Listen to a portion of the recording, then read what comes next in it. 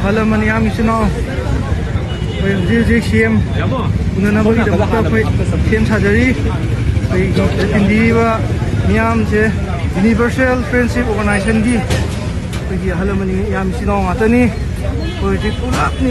some from Sakas, my arm, lady. La Politri, which you know, ma'am. Jai Fere. Baro.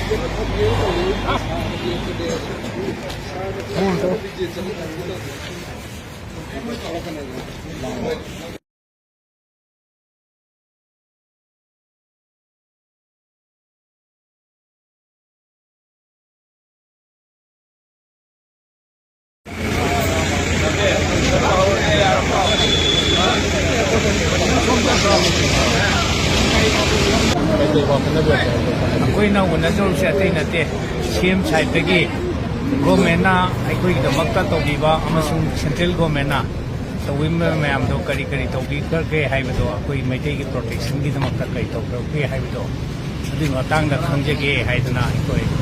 CM side ka koi wari sana wala pagi doina na ay koi universal friendship organization ki ay koi kanong atani obi ngatani akoi universal friendship organization na su Tebak sigi ngakoda haitare maitai mayam ki buksi kanbada kari thodang lawbu yabage amasung aikoina kari thodang lawsige haibaki matangda government su kar support tawbiraknaba adugi matangda CM da kha haijabani CM gi maigai dagi di akoi gi law na bind tawba law na yaba makai di adum support tawge na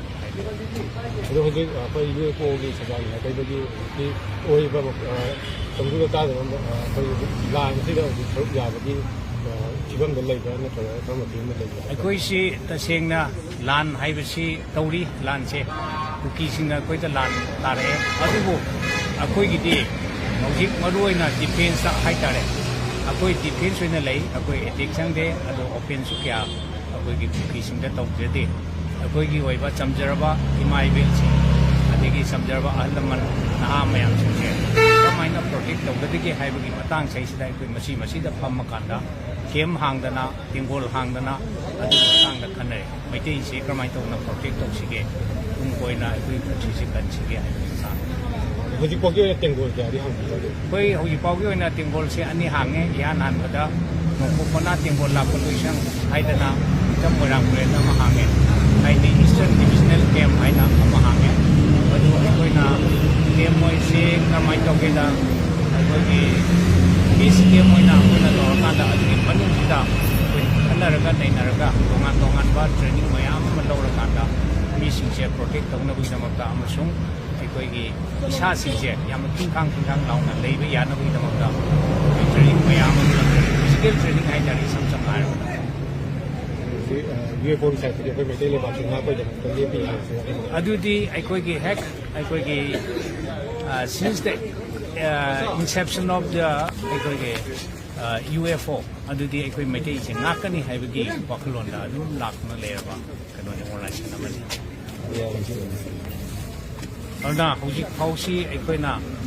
leijeriba akoi iroi loibse we are standing still for the sake of this fatherland haibase masi amata ngarba motu amoina ai pare